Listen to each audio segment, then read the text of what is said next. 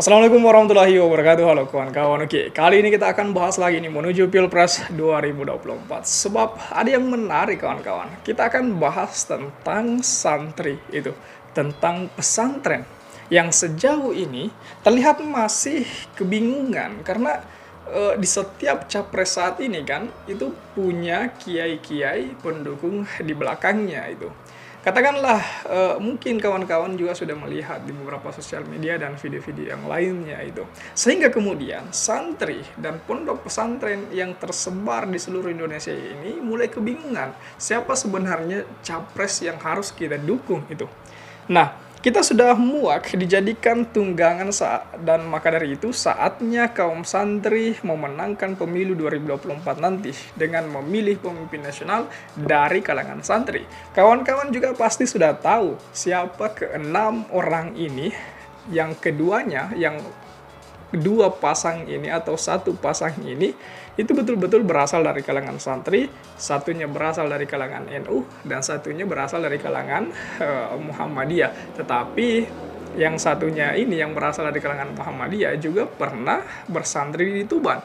Jadi secara otomatis darah ke-NU-annya juga ada itu. Ini yang kemudian harus kita jelaskan lebih detail lagi supaya para santri, para pondok pesantren harus betul-betul memenangkan sosok pemimpin yang berasal dari santri itu. Sekarang tercatat 4 juta santri yang aktif dan mereka punya bapak ibu, tante, paman yang sudah menikah. Kemudian inilah saatnya para santri memenangkan pemilu 2024. Coba kita lihat lebih jauh lagi kawan-kawan.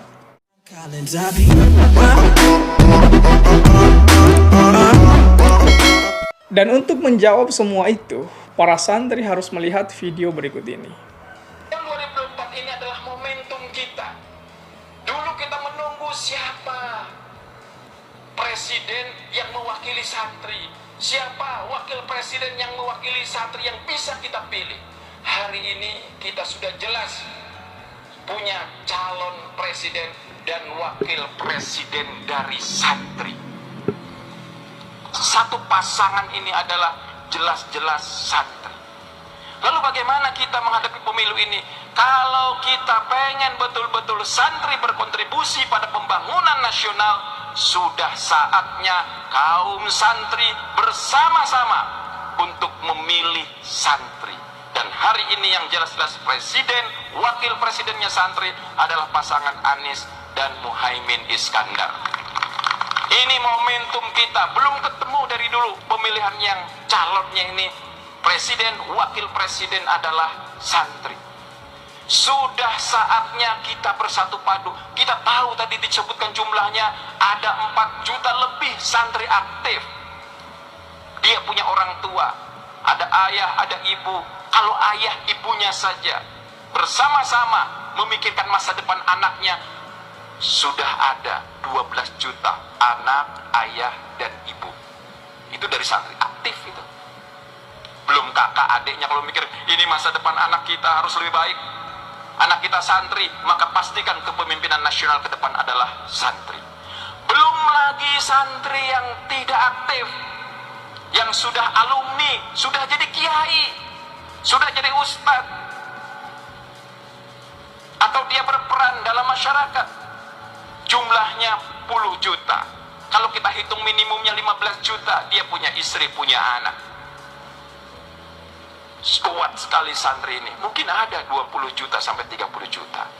Bayangkan kalau semuanya bersama-sama kaum santri untuk memastikan negara ini dipimpin oleh santri, maka 2024 adalah kemenangan santri untuk Indonesia.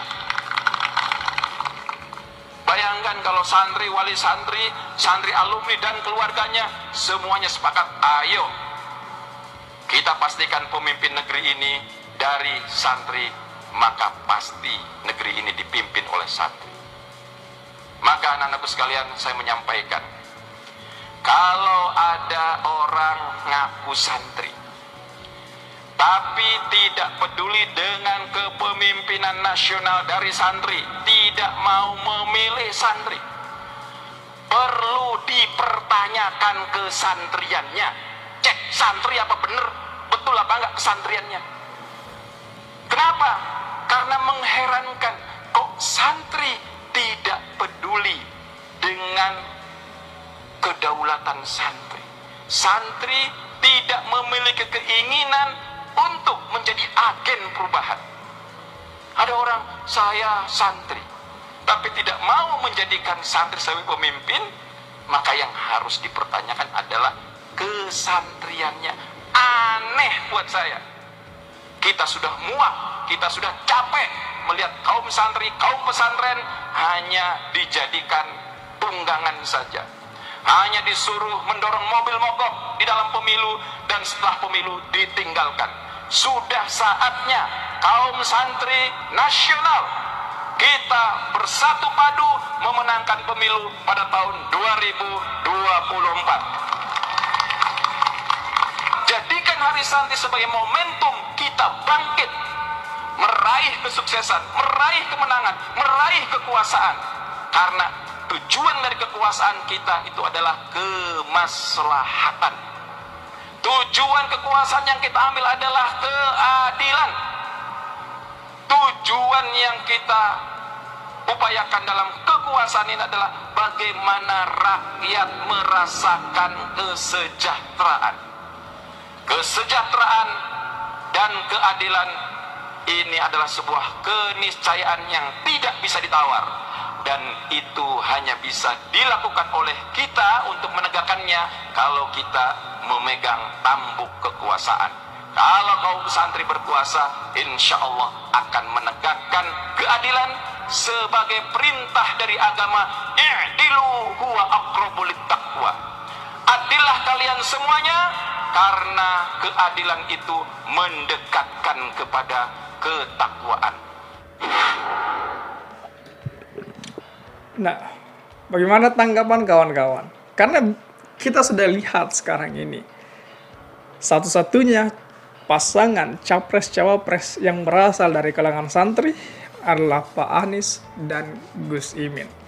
Itu yang kemudian saya rasa perlu kita perhatikan saat ini sebagai kalangan santri, sebagai alumni santri, bahwa di tahun 2024 santrilah yang harus kita menangkan, sebab santri punya tujuan, punya cita-cita yang mulia untuk bagaimana kemudian melihat masyarakat sejahtera, melihat masyarakat lebih bermartabat ke depannya. Jadi saya pikir seperti itu kawan-kawan. Bagaimana tanggapan kawan-kawan melihat hal ini? Apakah mampu para santri memenangkan Anies Baswedan dan Muhaimin Iskandar di Pilpres 2024 ataukah seperti apa? Coba tulis tanggapan kawan-kawan di kolom komentar. Oke? Share juga video ini supaya banyak yang tahu informasi ini dan juga bisa ikut nimbrung di kolom komentar. Oke kawan-kawan, jadi saya pikir itu saja dulu. Terima kasih telah tiba di sini. Jangan lupa subscribe agar tidak ketinggalan pada video selanjutnya. Sekali lagi terima kasih dan wassalamualaikum warahmatullahi wabarakatuh.